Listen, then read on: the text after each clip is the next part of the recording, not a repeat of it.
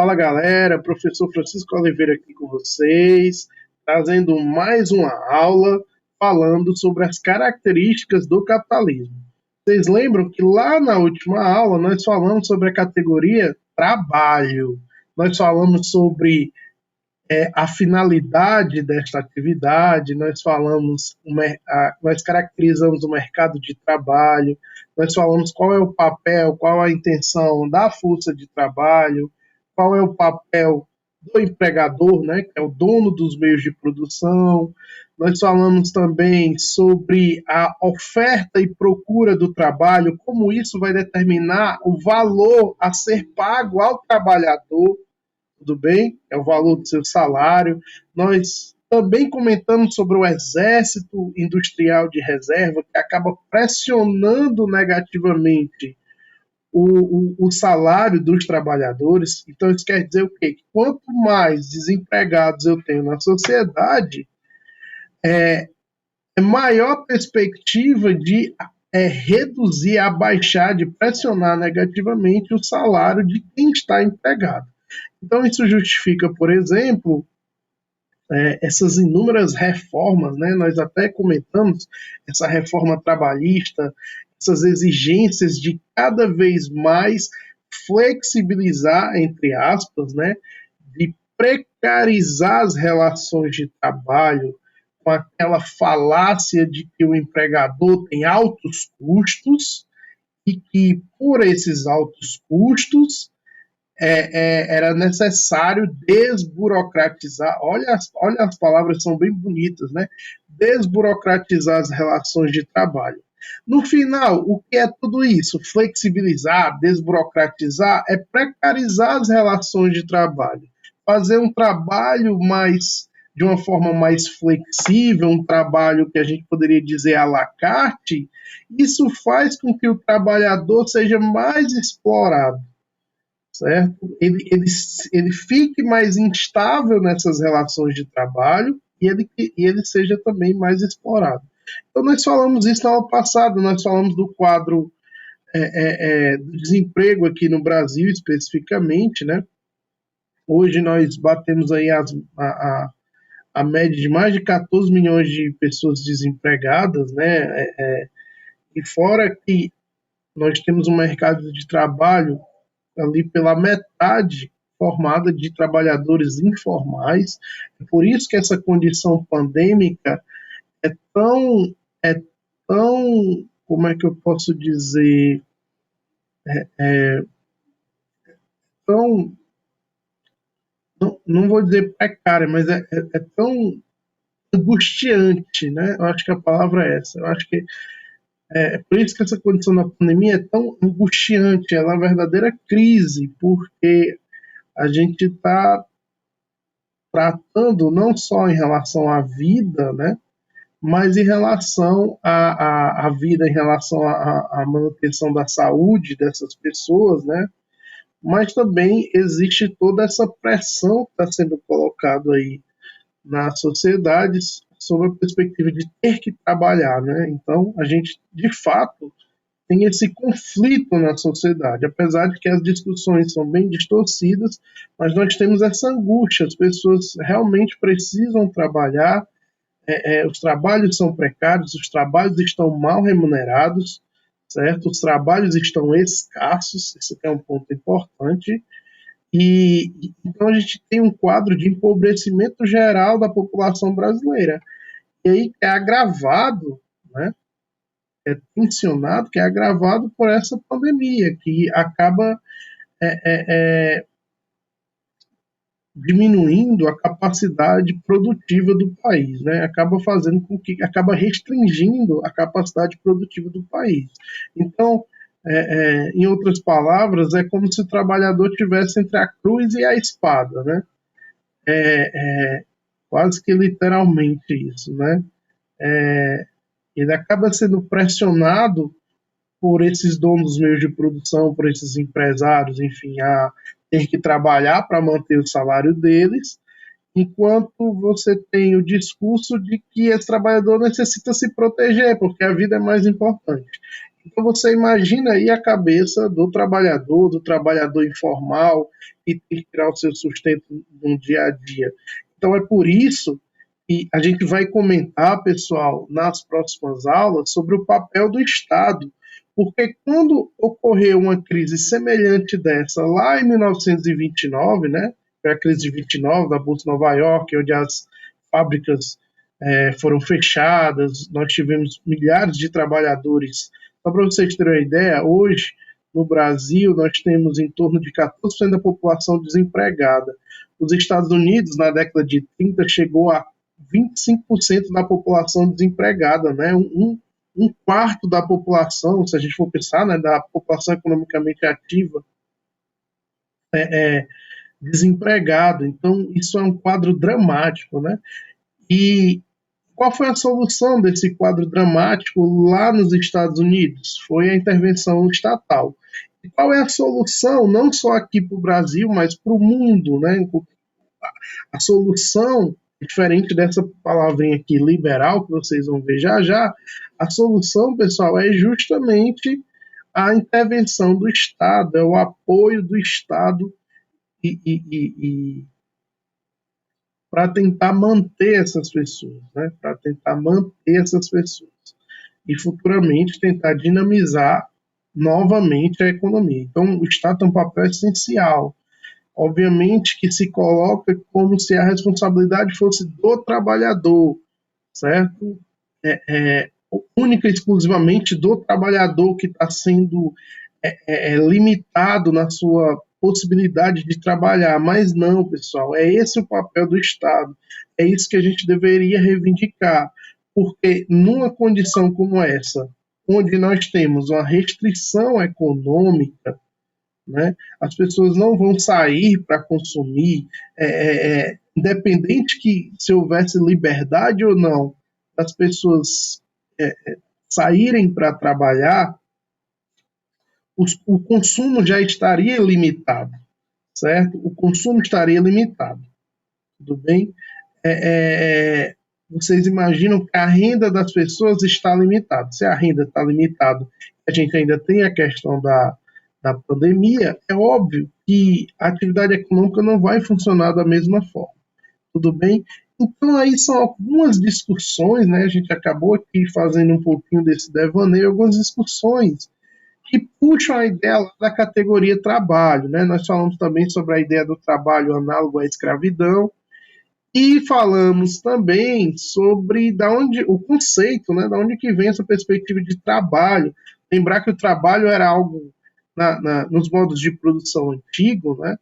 Ele, na maioria das vezes, era um trabalho escravo, né? Escravizado, e era um trabalho para pessoas, o trabalho era visto como algo indigno. E que essa mudança vai ocorrer ali quando a gente tem o começo do capitalismo, certo?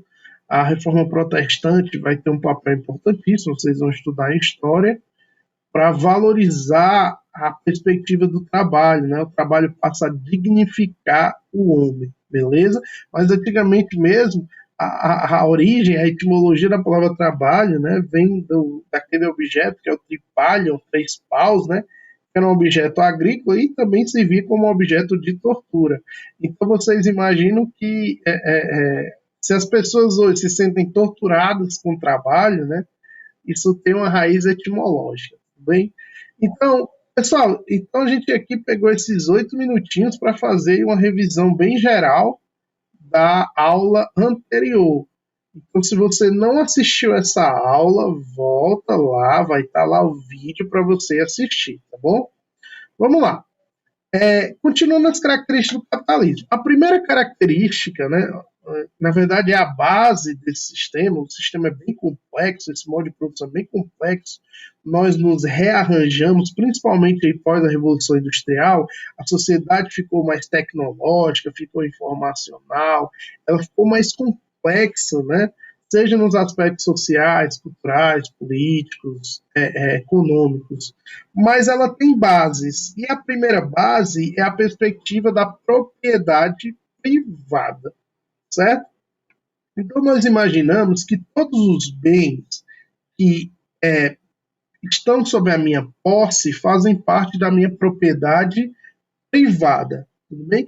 Aí vem uma discussão que é colocada quando se pensa um outro modo de produção, como o modo de produção socialista, né? As pessoas dizem assim, peraí, e aí vem o meme, né? Não sei se vocês estão conseguindo visualizar aqui o meme. Ele diz assim, né? Ó, falando de uma propriedade privada com um liberal, isso é uma perspectiva socialista. Ele vai imaginar que é o quê? O que eu falo é a fábrica e o que ele pensa. Então, dentro de uma perspectiva de um outro modo de produção socialista, onde se fala em coletivizar, olha essa palavrinha, né? Coletivizar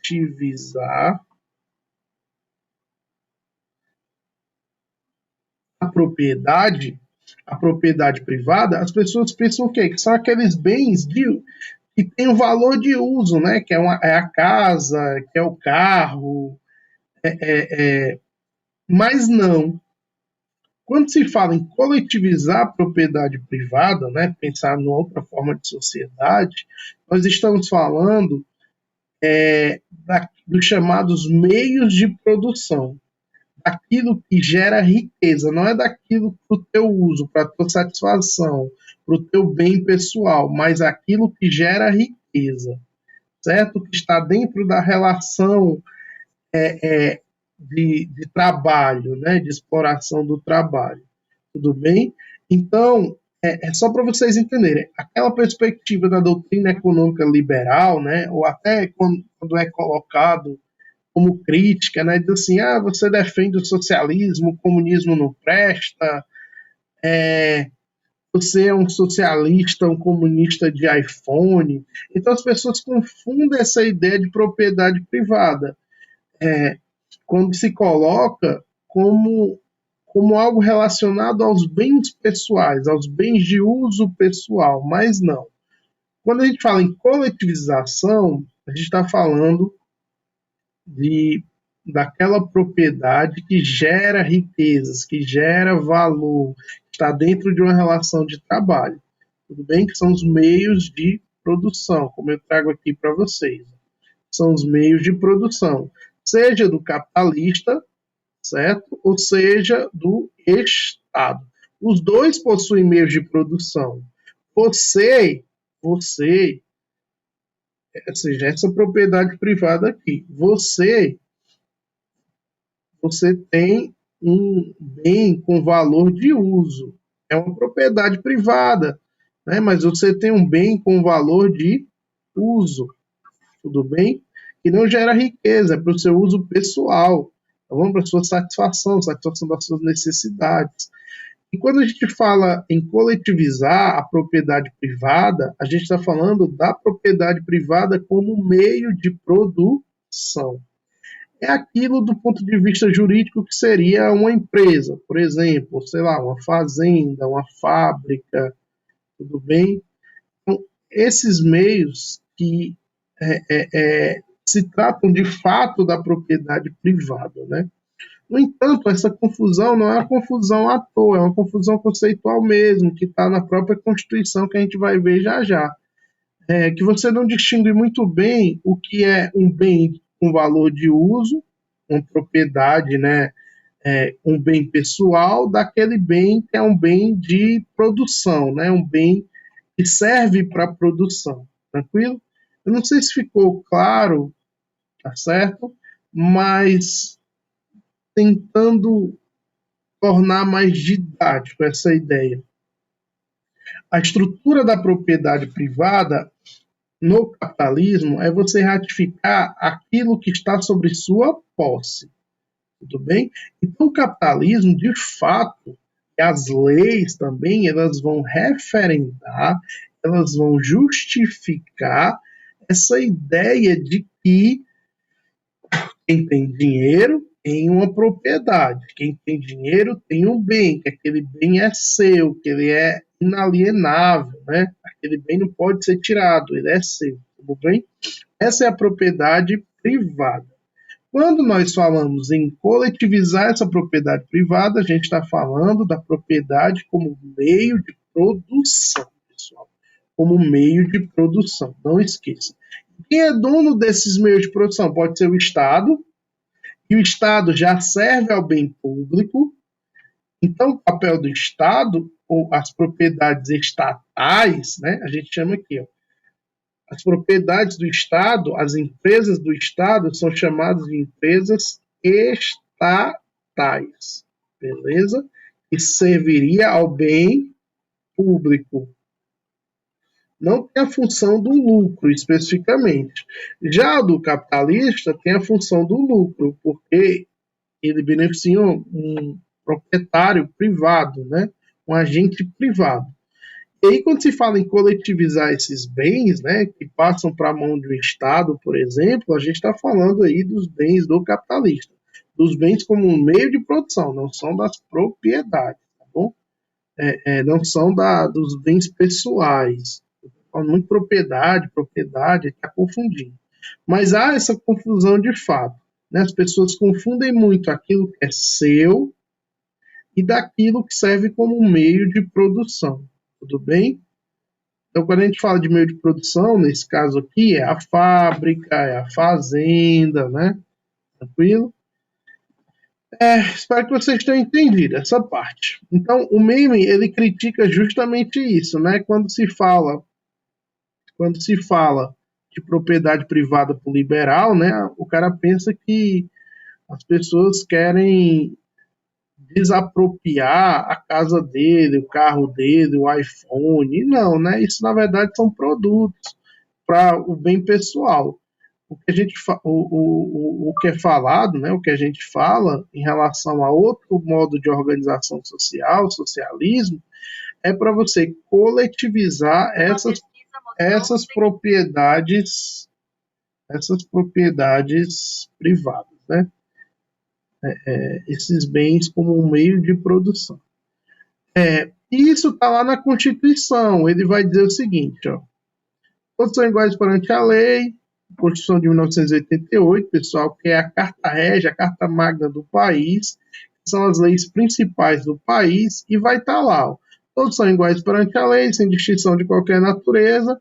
Lembrar aqui que a igualdade de direitos, tudo bem, não é a igualdade econômica propriamente dita, e a igualdade de direito pressupõe o quê? Que o Estado, nesse caso, vai dar mais para quem tem menos e vai dar menos, vai proporcionar menos para quem tem mais, tá certo? Então, por exemplo, por que existe o SUS?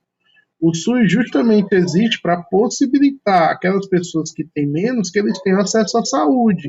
Não tem lá nos Estados Unidos, tudo bem? E aí se a pessoa diz assim, mas eu não quero SUS, eu tenho um plano particular, né? Um plano privado, como a gente fala. Mas o SUS também está à disposição, tudo bem? Então ele pode usufruir do SUS, apesar de ter um plano privado. Então esse sujeito ele necessita menos, certo, pessoal? Ele necessita menos. Então o Estado dá menos. Aí vem toda aquela discussão sobre carga tributária, né? Carga tributária, eu gasto com a escola, porque isso pesa muito sobre a classe média. A gente vai falar já já sobre isso. Então, você vai pensar o seguinte, eu gasto muito com a escola, com plano de saúde e tal, e o Estado não está revertendo os impostos para mim, o que eu pago de impostos para mim. Então, a gente quer a redução de impostos. Mas vocês imaginam um quadro, olha como o quadro seria mais precário, né? Seria mais agravado se a gente tivesse uma redução de impostos, certo? A gente pode repensar os impostos, a gente já discutiu isso aí. Tudo bem? A gente pode repensar os impostos. Repensar em que sentido, professor? A chamada reforma tributária, né? De você cobrar mais sobre a renda de quem tem mais, tudo bem? Você diminui os impostos sobre consumo. Então, a gente pode repensar os impostos, mas se você imaginar que o Estado brasileiro vai reduzir os impostos sobre consumo, que pesa sobre todo mundo, o Estado ele vai ser incapaz, bota isso na cabeça de vocês, pessoal, ele vai ser incapaz de suprir as necessidades da população, tá certo? E se você deixar a cargo da própria população, existem parcelas da população vulneráveis, ou seja, parcelas da população que vive numa condição miserável, que elas não vão ter a capacidade de suprir. Então, sem o Estado, a gente está condenando essas pessoas à morte, beleza? E a, a Constituição, ela vem justamente para dar esse suporte, para mostrar, todos são iguais perante a lei, né? E é inviolável a vida, a liberdade, a igualdade, a segurança e a propriedade. Olha aqui, ó, a propriedade aparecendo. É inviolável a propriedade. Aí, aqui que vem a confusão. Por quê? Porque, por exemplo, a tua casa é inviolável, né? Do ponto de vista jurídico. Ninguém pode entrar na tua casa, tá certo? Sem a tua autorização. Tudo bem? Por isso que tem essa confusão quando as pessoas pensam em outra forma de organização social e diz assim, então quer dizer que no socialismo o sujeito vai lá e toma a minha casa, né? Então, dá para entender? Então, essa é a confusão que se cria a respeito desse termo, propriedade privada. Mas vocês estão vendo, a legislação garante a propriedade privada e aqui ela não distingue. A casa é uma propriedade privada, beleza? Aí ele vai dizer, ó, lá no inciso 11, né? A casa é o asilo inviolável do indivíduo, ninguém nela podendo penetrar sem consentimento do morador, salvo caso de flagrante delito ou desastre, ou para prestar socorro, ou durante o dia por determinação judicial, certo? Ele disse, é garantido o direito de propriedade, aí vem esse ponto aqui, né? É um ponto que as pessoas questionam, é a função social. Ora, a propriedade ela tem uma função social, por exemplo, a casa é a moradia, ela é o abrigo. Então, o Estado ele se resguarda no direito de desapropriar uma propriedade, né? Isso aí vai estar lá no Estatuto das Cidades, de desapropriar um, um certo estabelecimento se ele não estiver cumprindo a função dele, tá certo? A função social dele, tranquilo? Se ele estiver sendo usado para especulação. Então, por exemplo, o cara tem 10 casas, né? Ou seja, o Estado, e aí ele deixa lá uma casa abandonada, esperando, a gente chama isso de especulação, esperando aquela casa ali se valorizar, né, e tal. Então aquela casa não está cumprindo a função social dela. O Estado teria o direito aí de desapropriar. Mas isso raramente acontece, tá bom? Isso raramente acontece. Talvez aconteça em algum estabelecimento comercial abandonado, mas dificilmente acontece. Tranquilo? E na Constituição também, pessoal, é colocado essa questão sobre a ordem econômico-financeira e os princípios gerais da atividade econômica, né? A ordem econômica fundada na valorização do trabalho humano e na livre iniciativa tem por fim assegurar a todos a existência digna conforme os ditames da sociedade, da justiça social, observado os seguintes princípios: soberania, propriedade privada, função social dessa propriedade e livre concorrência. Pessoal, vocês vão ver que isso aqui é diretamente alinhado ao capitalismo, né? Ó, as empresas, livre concorrência. Se o cara tem uma fazenda, ele vai ter que produzir, função social da propriedade. Se tem estabelecimento comercial, vai vender, né? A propriedade privada e a soberania nacional. A soberania nacional é a autonomia do país, né? Então, nenhum país pode se meter com o Brasil, né? Assim, se meter nas questões internas do Brasil.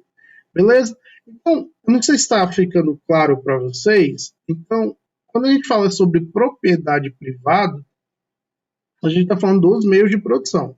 Mas a Constituição não fala isso. Por quê? Porque ele coloca tanto para o bem pessoal, que é a casa, por exemplo, quanto para uma propriedade como meio de produção. Beleza? E quando eu jogo esse assunto para a sociedade, quando se fala em propriedade privada, o cara pensa o quê? Que é o carro, que é o celular que ele tem, que é a roupa que ele tem, sei lá.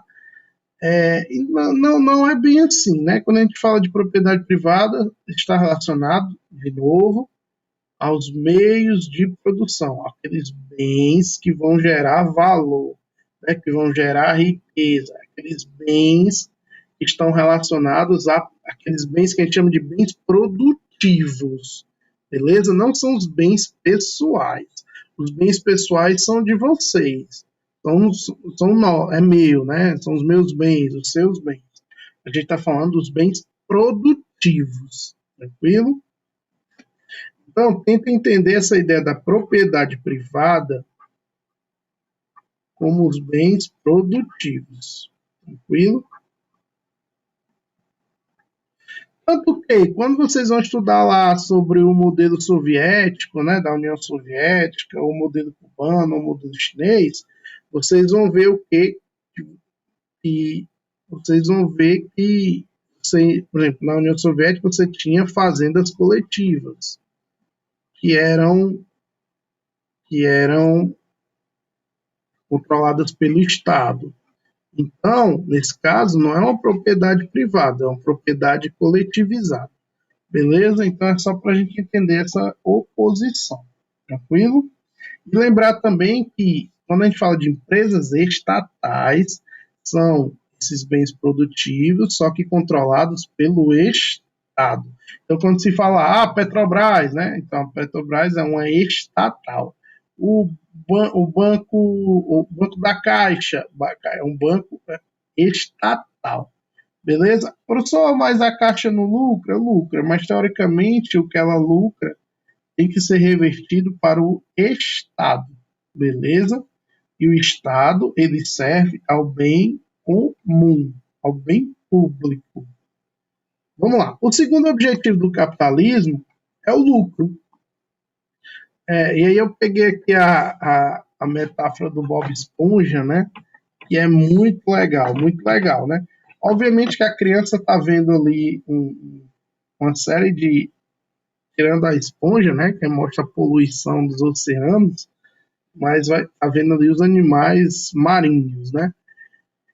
E a gente tem a taberna lá do Siriquejo, né? E ele é o dono do meio de produção, né? Ele é o capitalista, tudo bem? E aí ele tem dois funcionários, e é bem legal essa ideia dos funcionários, né? Porque o Lula Molusco, ele representa o trabalhador explorado, infeliz com o trabalho, né? Ele é torturado, ele não quer estar ali, ele não gosta de estar ali, né? É subvalorizado, né? Enfim. E já o Bob Esponja, ele é o operário padrão, né? É o operário feliz, tá certo? Então é bem interessante isso, né? Apesar de que ele não tem a maldade de querer tomar o cargo ou subir a uma gerência, enfim, mas ele é um operário padrão, um operário que faz tudo, ele trabalha na cozinha, depois ela é o garçom, né? O Molusco fica ali só atormentado ali no caixa, né? E o Siriquejo fica feliz quando a taberna lá, né? Tá cheia, né? Tá cheia para as pessoas consumirem. Então, se a gente for pensar, né? Qual é a relação do capitalista? Sempre, sempre, sempre. Nesse caso aqui, pessoal, ele só tem dois trabalhadores, né? Que é o Lula Molusco e o Bob Esponja. Então, o objetivo dele sempre é diminuir custos. Diminuir custos. Quando eu diminuo os custos de produção, que pode ser o quê, professor? Pode ser o aluguel do espaço, pode ser a matéria-prima, pode ser o salário do trabalhador, né, que a gente falou no começo da aula, energia, água, sei lá, tudo isso que são os custos para eu produzir um produto, né, a unidade, no caso aqui dele é um hambúrguer, né, ele fazia hambúrguer agora, ele estava lascado, né? Porque a carne está muito cara, né? Enfim, o custo de produção está maior. Então a tendência é o quê? Quando eu diminuo os custos, eu aumento o lucro. Diminuo o custo, certo? Aumento o lucro. Esse é o objetivo de toda a empresa, pessoal, toda a empresa. E aí, nessas relações de trabalho, o que é que eu tenho? Eu tenho isso aqui, ó, o trabalhador ele recebe o salário, os bancos recebem os juros nessas relações, né? Então, quando o banco empresta dinheiro, certo? Quando o banco empresta dinheiro, ele recebe o quê? Em troca, os juros. Se o banco te emprestar R$ 1.000, ele vai cobrar, sei lá, 12 de R$ 120, né? Então, esses R$ 240 a mais é os juros, né? 240, né? Dá 20 a 12, 240. Esses R$ 240 a mais é os juros do banco, né? Juros bancários. E o empresário recebe o lucro. Então, dentro da teoria capitalista, ele se fala assim, olha, é como se o empresário ele renunciasse, é bem interessante essa ideia, né? É como se ele renunciasse à sua perspectiva de consumo para um consumo futuro. Então ele está, desculpa aí o barulho do cachorro de novo, né? Então, pensa comigo, eu estou renunciando um consumo futuro para obter o que eu guardei, né? Teoricamente, o que eu investi. E aí, a reversão do que eu investi são os lucros. Então, isso aí é para tentar justificar essa perspectiva do lucro. Mas da onde é que vem o lucro, de fato? Ele não vem de uma abstenção, de uma abstinência de consumo. O lucro ele vem disso aqui, galerinha, da mais-valia. Beleza? O lucro vem da mais-valia. E aí eu vou explicar, vocês vão entender o conceito de mais-valia dentro de uma questão, beleza? Aí vocês vão entender, agora tudo faz sentido, né? Vamos lá. Questão de 2007 do Enem, diz assim, ó, álcool, crescimento e pobreza, certo? Diz assim, o lavrador de Ribeirão Preto recebe em média 2,50 por tonelada de cana cortada. Nos anos 80, esse trabalhador cortava 5 toneladas de cana por dia. A mecanização da colheita o obrigou a ser mais produtivo. O corta-cana derruba agora 8 toneladas. Olha, isso aqui é interessante, né? Ele recebia 2,50 por tonelada de cana-de-açúcar cortada, né? 1.000 quilos. Beleza? E com o aumento da tecnologia, ao invés de 5 toneladas, ele passou a cortar por dia 8 toneladas. Aí ele vai mostrar as condições de trabalho, né? O trabalhador deve cortar cana rente ao chão, encurvado, usa roupas mal ajambradas, entes que lhe cobrem o corpo, para que não seja lanhado pelas folhas da planta. O excesso de trabalho causa birola, tontura, desmaio, cãibra, convulsão. A fim de aguentar dores e cansaço, esse trabalhador toma drogas e soluções de glicose quando não farinha mesmo. Tem aumentado o número de mortes por exaustão dos canaviais. Esse texto é de 2007, mas ainda existe essa realidade, tá bom, pessoal? A gente está falando de 13 anos, né, 14 anos, mas ainda existe, né? Não na mesma proporção, mas existe. O setor da cana produz hoje 3,5% do PIB, exporta 8 bilhões. 8 bilhões, né? Gera toda a energia elétrica que consome e ainda vende excedentes. É óbvio, né? O etanol. A indústria de São Paulo contrata cientistas e engenheiros para desenvolver máquinas e equipamentos mais eficientes para as usinas de álcool. As pesquisas privadas e públicas na área agrícola desenvolve a bioquímica e a genética do país. Olha que paradoxo, né? Ao mesmo tempo que você tem a exploração do trabalho, né? Um trabalho arcaico, feito de maneira arcaica, quase análogo à escravidão, você tem ainda nesse mesmo setor todo um aparato moderno, né? Máquinas, engenharia genética, um setor que se autossustenta em termos de energia, tá certo? Pesquisas na área, né? Então, olha o paradoxo desse tipo de produção, né? Essa atividade agrícola. E aí a cana-de-açúcar serve não só para a produção do açúcar, mas também para o etanol, né? Que é esse álcool aí combustível. Tudo bem? Aí, pessoal, olha para cá, vem para cá. Considere que cada tonelada de cana-de-açúcar permite a produção de 100 litros de álcool combustível vendidos nos postos por 1,20. Pessoal, um tempo que o álcool era 1,20, né? A gente está falando de muito tempo, né? Hoje o álcool já está quase R$ 5, né? Para que um porta-cana pudesse, com o que ganha nessa atividade, comprar o álcool produzido a partir das 8 toneladas de cana resultantes de um dia de trabalho, ele teria que cortar como? Pessoal, essa questão parece assim, você diz, vixe, professor, está muito complicado, não vou saber responder, né? Vai sim, olha para cá. Vocês imaginam o seguinte, que uma tonelada de trabalho dele, é só regrinha de 3, né? Uma questãozinha de matemática, equivale a 2,50, né?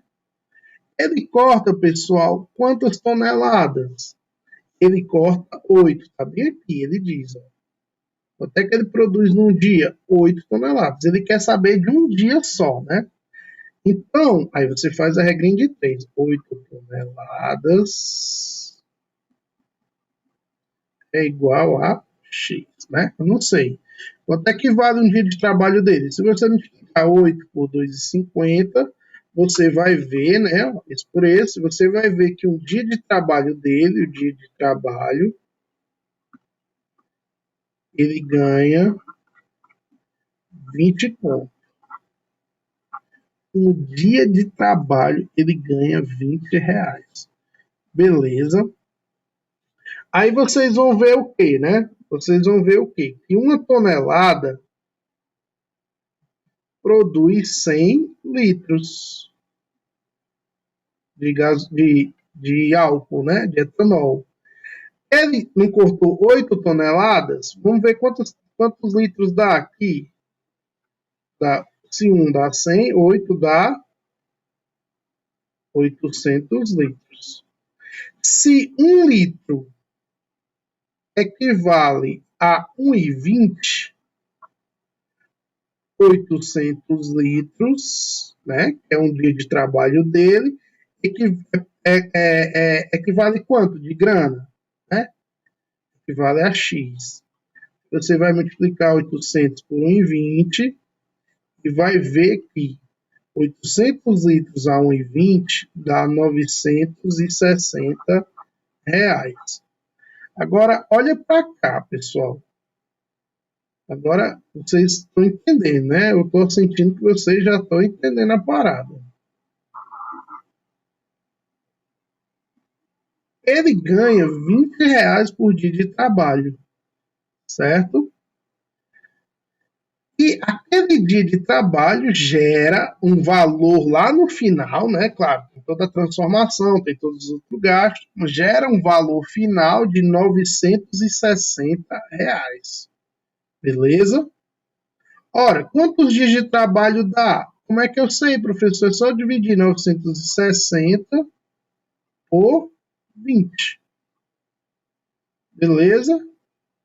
20 não é um dia? O 20 não é um dia? Quanto é que dá isso aqui? Quanto é que se eu dividir, né? Para ele pagar, ele ganha R$ 20 por dia. Se eu dividir por 960, eu sei quantos dias ele tem que trabalhar para pagar aquele dia de trabalho dele, né? Se fosse para comprar álcool, etanol. Então, aqui, se você fizer essa divisão, vai dar 48 dias. Beleza? Ou seja, pessoal, ele, para consumir o produto final dele, de um dia de trabalho, ele teria que trabalhar 48 dias. Né? Ele só recebe R$ 20. Para ele receber 960, ele tem que trabalhar 48 dias. Então, vocês imaginam, pessoal, eu quero que vocês entendam. Por isso que é uma atividade lucrativa, 8 bilhões aí, né, de dólares exportados. Pessoal, imagina o seguinte, mesmo que eu tire todos os custos, né, porque eu vou ter que transformar, não estou só cortando, né, o cara só corta. eu vou ter que transformar, enfim, usar tecnologia e tal, o transporte, tudo. Existe uma grande diferença daquilo que o trabalhador produz de riqueza para aquilo que ele recebe de fato. Como é o nome disso, professor? É a mais-valia. Beleza? Aqui, ó. A mais-valia é a diferença entre o salário pago ao trabalhador e o valor produzido pelo trabalho. Tá certo? O valor que ele produz em um dia de trabalho foi de R$ 960. E ele recebeu quanto? Só 20. Então existe uma diferença aqui, ó. E mesmo que eu tire os custos de produção, o resto é o quê? O resto é lucro. Beleza? Então a mais-valia é justamente essa diferença. E isso, pessoal, vale para todo. Sei lá, se você pegar um garçom lá da praia, o cara recebe, sei lá, R$ 60 por dia de trabalho. Se ele atende 5 mesas e cada mesa vai gastar R$ 150, beleza? Tranquilo? Menos de uma mesa ele já pagaria o trabalho dele. Dá para entender? Então, tudo que vier depois vai também ser tirado dos outros custos, mas no final você tem um lucro enorme. Então, o que gera o valor, né, da mercadoria é o trabalho. Trabalho é o que gera valor. Tudo bem? Isso aqui é um ponto importante. O Karl Marx já falava. Quem gera valor, pessoal, é o trabalho. Tranquilo? O trabalho que gera é o valor das mercadorias, o valor de fato, né? É o trabalho que gera o lucro. Tudo bem? Esse sobre trabalho, né? O trabalho que não é pago, nós chamamos de mais-valia. Ó, e aí nós temos a mais-valia absoluta e a relativa. Vocês viram o quê? Que lá na questão ele diz o quê? Ó? O cortador cortava 5 toneladas, vou até voltar aqui para vocês lerem. 5 toneladas, né? Com a mecanização, com o uso de máquinas, ele passa a cortar 8. Ou seja, pessoal, mesmo que o salário dele não tenha aumentado, o rendimento dele não tenha aumentado, o que ele gera de valor aumentou por conta da tecnologia. Aí nós chamamos isso de mais-valia relativa. Qual outro meio também de aumentar essa diferença? Se eu fizer o cara trabalhar mais, ao invés de 8 horas, ele vai trabalhar 12. Aí nós chamamos de mais-valia absoluta. Então tem duas formas de fazer com que essa mais-valia, que essa diferença aumente. Ou eu faço o sujeito trabalhar mais, ou eu aumento a tecnologia. Sei lá, se eu produzo 5 cadeiras por dia, beleza? Se eu aumentar o tempo de trabalho, eu vou produzir 6 cadeiras, 7 cadeiras, beleza? Então vou gerar mais-valia, tá certo? Se eu aumento a tecnologia, eu posso estar lá trabalhando nas 8 horas e ao invés de 5 cadeiras, já estou produzindo 10. Eu também aumentei a mais-valia. Lembrando, mais-valia absoluta e a mais-valia relativa. Tranquilo? E aí o Marx vai falar, a mais-valia absoluta, deixa eu apagar aqui, a mais-valia absoluta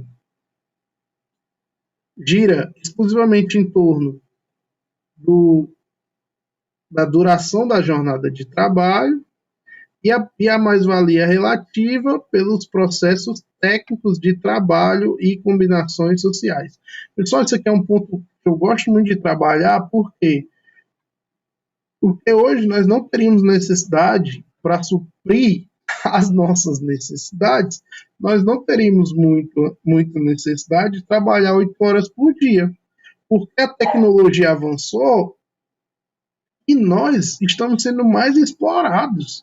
Parece que é uma coisa louca, né? Porque se lá na Revolução Industrial o cara trabalhava 14, 16, 18 horas, Hoje nós trabalhamos 8, mas nós produzimos muito mais do que aquele cara que trabalhava em 18 horas, ou 16, ou 14 horas. Dá para entender? Por conta da tecnologia. Tudo bem? Os processos produtivos, desses progressos técnicos. Então, isso é paradoxal. Então, assim, você imagina que alguns países já estão pensando em reduzir a jornada de trabalho, né, de 8 horas para 6. O Brasil ainda não está fazendo essa discussão, o que é que o trabalhador trabalhe mais, né? Mas os países estão indo na contramão. Aí você vai dizer assim, por que, professor? Por que os países estão querendo reduzir a, a jornada de trabalho? Porque com mais tempo livre, esse trabalhador vai consumir mais, vai viver teoricamente melhor e também vai se tornar mais feliz no trabalho, mais produtivo, porque ele já não tem a necessidade de trabalhar 8 horas.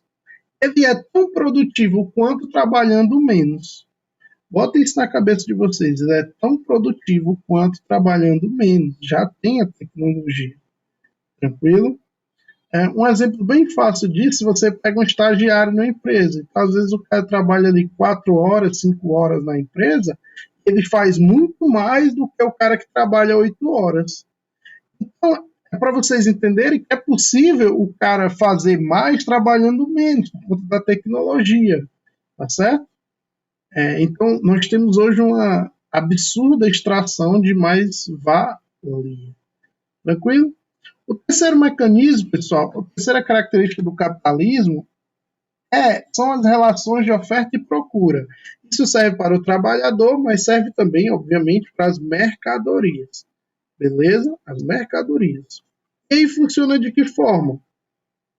Existe uma curva da oferta, aqui é a oferta, a quantidade, né? A quantidade, a oferta, e a curva da procura, que é a procura.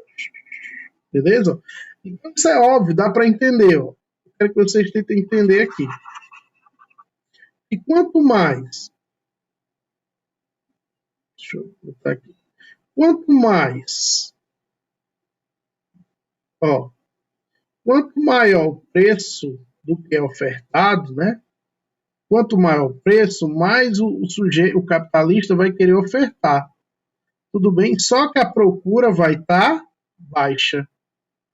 Porque o preço está muito alto. Olha aqui onde é que está o preço. O preço está muito alto.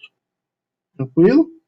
Então, assim, quanto mais ele chegar um momento em que o preço está muito alto, vamos pegar um exemplo prático, né, para vocês entenderem esse gráfico. A carne está R$ 40 o quilo.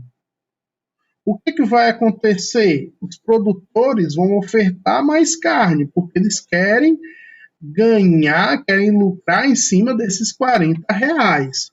Por quê? Porque a demanda está lá embaixo. A demanda está baixa. Ninguém quer comprar carne de R$ 40, mas eles vão produzir, porque as pessoas lá vão lá comprar. E o que é que vai acontecer? Quando eles ofertarem mais, a tendência é o quê? A tendência é que o preço vá começar a diminuir, já que a oferta vai estar bem maior do que a procura. Então é como se fosse uma balança. Quando a procura estiver alta, opa, deixa eu apagar aqui. Quando a procura estiver alta,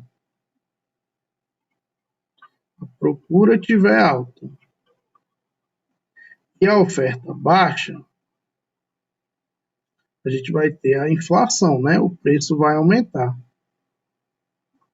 Preço vai aumentar. Procura alta, ó, cadê? Procura alta, certo? Olha aqui o preço, ó. Deixa eu apagar aqui, para vocês saberem. Procura alta e a oferta baixa, certo? Oferta baixa, a oferta está bem baixinha. O preço, oferta baixa, a quantidade aqui, né? Oferta baixa. O preço lá em cima. Quando a procura estiver baixa procura baixa e a oferta alta, o preço vai diminuir. O preço vai diminuir. Beleza? Ó, procura baixa, ó, o preço, ó, o preço vai diminuir. Então, a tendência nessa curva de oferta e procura é que sempre eu tenho que tentar chegar nesse preço de equilíbrio. Então, o que é que acontece? Ó, vamos lá pegar o exemplo da carne. A carne estava um valor baixo, aí eles vão produzir menos, né? Carne com valor baixo produz menos. Aí o que é que vai acontecer? A oferta, a procura vai aumentar, procura vai aumentar. Aí a gente chega aqui, ó, o preço vai ficar alto, beleza? Quando o preço estiver alto, eles vão começar a produzir. Aí o que é que vai acontecer? A oferta vai ficar maior que a procura, que vai diminuir, porque o preço está muito alto. Aí a tendência do preço é cair. Então o preço vai estar oscilando entre subida e descida, pela própria dinâmica de regulação do mercado.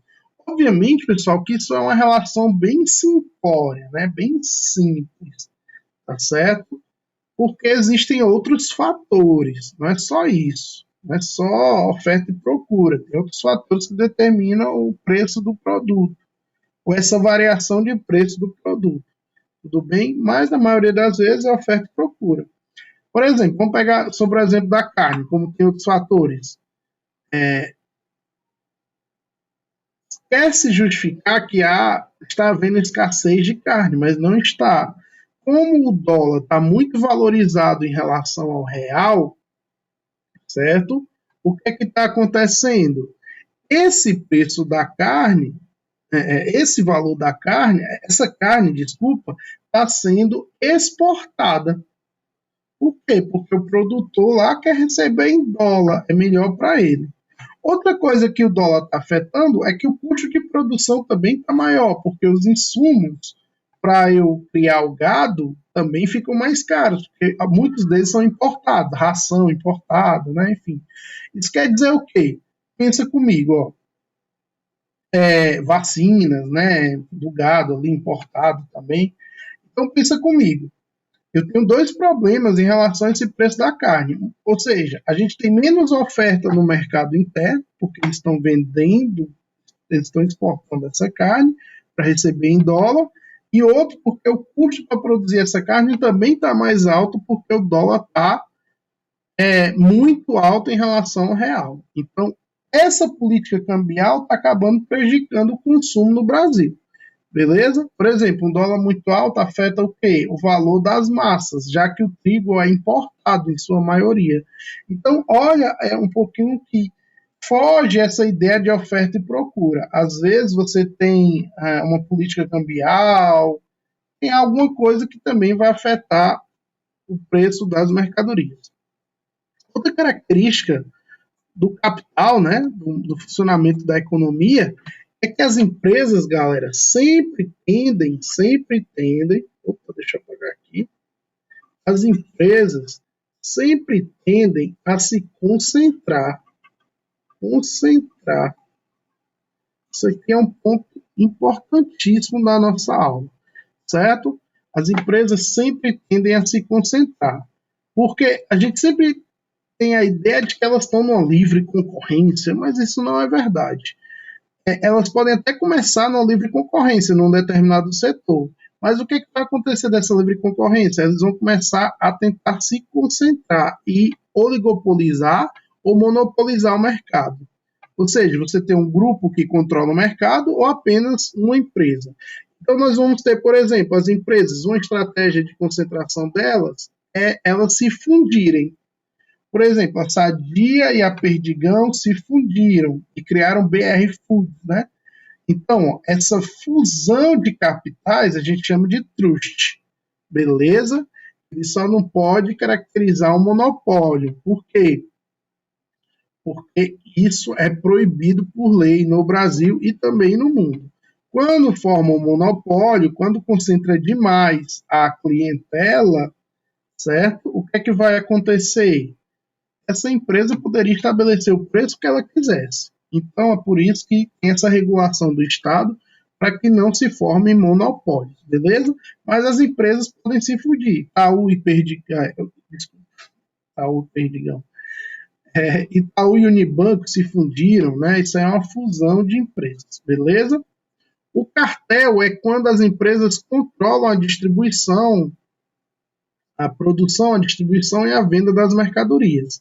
Nesse caso, pessoal, o cartel é proibido, porque ele gera uma falsa concorrência, certo? Tudo bem? Pegar um exemplo, né, na Lava Jato, as empresas de construção civil, elas faziam cartéis nas licitações, né? O que é um cartel na licitação? As empresas têm que estabelecer um preço para ver quem é que ganha aquela obra ali, e elas acabavam combinando esses preços. Então é uma falsa concorrência. Então toda vida que há uma combinação de preços, acontece também com os postos de combustíveis, né? Um vende a R$ 5, outro a 5,1, outro. Olha aí, essa aula vai ficar na história. A gente está falando de um combustível mais de R$ 5, né? Beleza? Então, o cartel ele é proibido pela falsa concorrência. E o holding é quando uma empresa controla majoritariamente as ações de outras empresas. Beleza? E podem atuar em diversos setores. Então, muitas empresas ou fazem uma fusão de capitais, ou uma acaba controlando os capitais da outra, que é um holding, tá bom? E aí fazendo com que ela cresça no mercado. Então, na maioria das vezes, as empresas concentram capital dessa forma. Ou elas se fundem, se unem, certo? Ou uma empresa controla o capital de outras empresas, se tornando aí maior, né? Beleza? Vamos lá, um pouquinho mais rápido para a gente a aula não ficar tão cansativa, né? Quarto ponto, galera. Você pode assistir essa aula em duas partes, beleza? Só para deixar claro, tá bom? O quarto ponto, as relações de trabalho. Na cidade, é predominantemente o trabalho assalariado, aquilo que a gente já falou lá na última aula. No campo, você pode. Vamos lá, imagina dois sujeitos, né? Um sujeito está uma fazenda, o outro vai lá.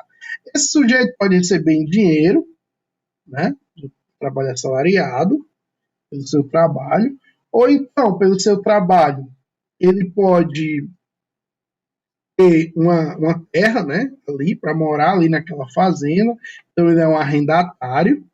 E aí esse arrendatário, ele faz duas coisas, né?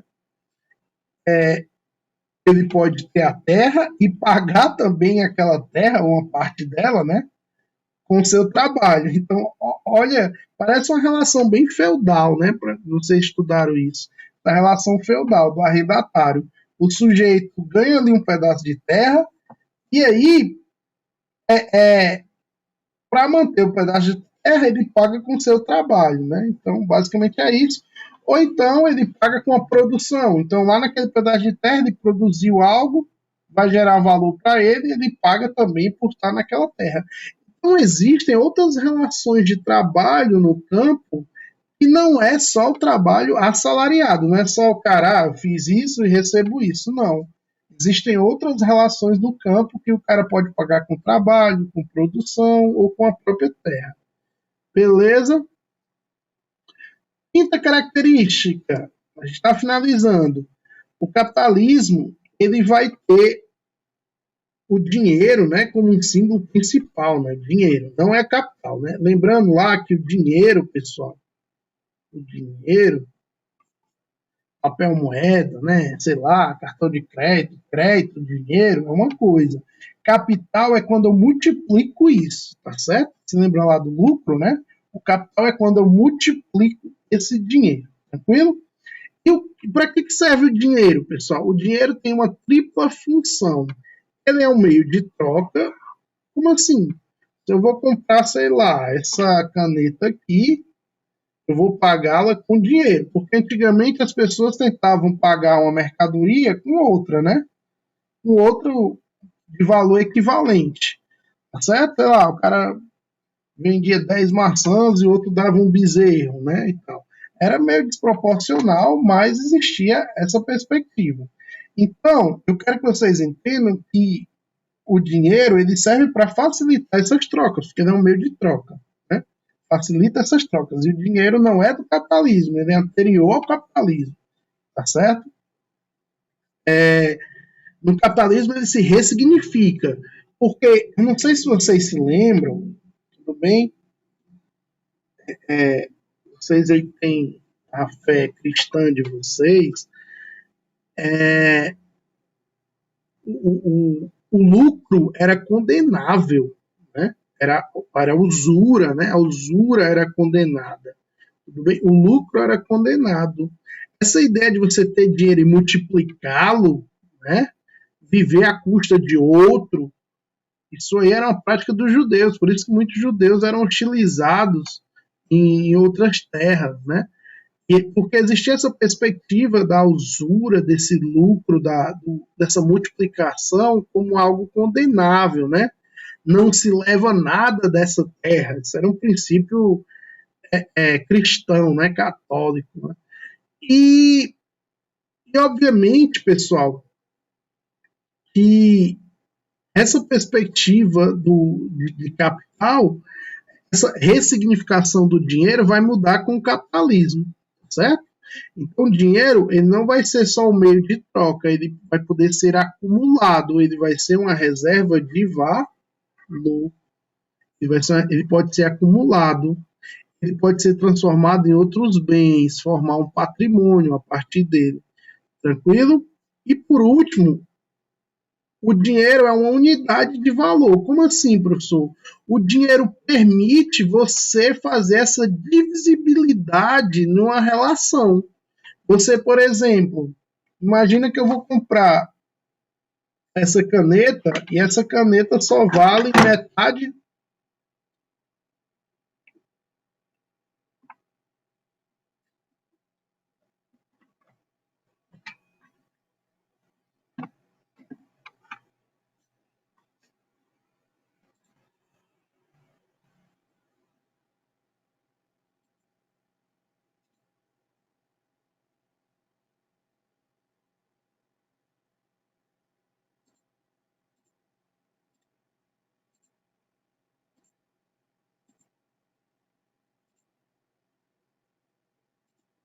Nós tivemos uma falha técnica aqui, mas deu certo, tá bom? Então imagina, pessoal, que eu vou trocar esse pincel por, por essa régua aqui, né? Aí eu vou ter que quebrar a régua, né? Não. Nesse caso, o dinheiro ele pode ser, ele é bastante divisível, né? Então eu sei que isso aqui vai custar, sei lá, 1,39. Então olha como é que eu ia dividir algo por 1,39, né? Então eu consigo fazer essa divisibilidade, né? Essa divisibilidade a partir da unidade de valor. Então você tem 10 centavos, 20 centavos, né? Estou falando aqui do dinheiro brasileiro, né? Beleza? Então essa é a função do dinheiro. Tranquilo? E no capitalismo ele serve como uma reserva de valor, importantíssimo. Tranquilo? Olha, interessante também que o dinheiro tem relações de confiança, né? Porque, por exemplo, o que você acredita que quando você coloca o dinheiro no banco, o banco vai emprestar o teu dinheiro, não vai ficar lá no banco. O banco tem que ter de reservas compulsórias 10% do valor que, teoricamente, ele recebeu, né? Do que ele tem dos seus clientes. Se tu botou 1 milhão lá, ele tem que ter em caixa ali 100 mil, né? 10%. E então, todas as transações que tu faz, né, no débito, por exemplo, no crédito, é uma relação de confiança, entende? Boa parte do sistema financeiro ele funciona quando a gente fala de títulos, de créditos, enfim, ele funciona a partir de uma relação de confiança, porque na maioria das vezes aquele dinheiro não está ali, ele não existe, né? Não existe, de fato, né? É o que a gente chama de capital fictício, né? Um capital fictício e não existe de fato. Então você imagina, pessoal, que a gente tem um mercado aqui para a gente viajar mais um pouquinho, né? A gente tem um mercado de capitais, né? De capital fictício, que é muito maior do que o que existe na realidade, do capital real, do capital produtivo, entendeu? É mais ou menos como se eu tivesse produzido só uma régua de R$ 1, mas para cada régua de R$ 1, eu tenho R$ 3 circulando. Só que, onde é que são esses R$ 3, professor? Eles não existem. Eles existem a partir de uma relação de confiança, né? É bem doido isso, né? Mas isso é. Essas são as relações, né? E agora a gente vai vir aí com essa ideia dos bitcoins, né? Que é uma ideia um pouco diferente. No final, pessoal, para a gente finalizar, no final, né? Nós terminarmos a aula de hoje, a base, a estrutura desse sistema capitalista está na desigualdade, na divisão de classes sociais. Então, as classes já existiam, né? A gente já tinha uma estrutura de classes na Idade Antiga, o escravo, o nobre, né? A gente, ou na Idade Média, o servo, o clero e o nobre. Então a gente já tinha essa divisão de classes. O que é que vai mudar?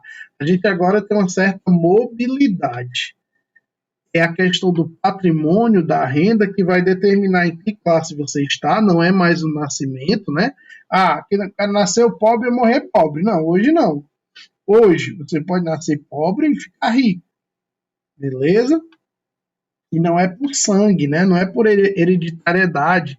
Ah, o cara é filho do rei, ele vai, é o filho do presidente, ele vai continuar, né? E tal, não. Hoje, o que vai determinar é a posição social. Você pode, sei lá, teu pai um dia foi pobre, tua mãe um dia foi muito pobre, e hoje ela é rica, né? Tem dinheiro, sei lá, classe média, né? Como a gente fala. O que aconteceu aí nesse meio termo, pessoal? Você já não vai nascer pobre, né? Você já vai nascer bem. Sei lá, vou pegar um exemplo aqui bem doido. O Whindersson, né? O Whindersson era paupérrimo, pobre, né? Vindo ali do Piauí. O filho do Whindersson, né? Eu vi até um meme falando isso, né? Ele já não vai ser pobre, né? Por quê? Porque o Whindersson conseguiu acumular dinheiro aí, acumular riqueza com o trabalho dele. Dá para entender isso aí? Então, é essa a perspectiva das classes sociais no capitalismo. A mobilidade, não existe hereditariedade, predestinação, nada disso. As pessoas podem, é bem difícil, né? A gente sabe todas as imposições sociais. Eu não estou fazendo aqui analogia ao trabalho, a ideia da meritocracia, não tem nada a ver com isso, mas é só para vocês entenderem como é interessante essa perspectiva das classes sociais, tá certo? E no Brasil, o que vai determinar as classes sociais, basicamente é a renda, tá bom? Claro que a gente pode pensar aí, a gente vai pensar depois, essa pobreza, ela não é só questão de renda, né? Tem a questão de bens materiais, de alimentação, enfim, mas a renda tem um papel preponderante para que o cara se alimente melhor, tenha uma casa, ou tenha bens materiais, obviamente. Beleza? E você vai ver que a maior parte da população brasileira é pobre, pessoal. É pobre. Isso é um fato. Tudo bem? A gente só tem aqui, juntando, né, 16% aqui que ganham renda acima de R$ 5.000. A maioria está lá embaixo. Beleza? Então é isso, galera. Aqui também são os gráficos, né? Aí tem essas subdivisões de classe A, classe B, classe C, enfim. Mas é isso, galera. A nossa aula deu uma esticadinha hoje, mas a gente conseguiu finalizar o conteúdo.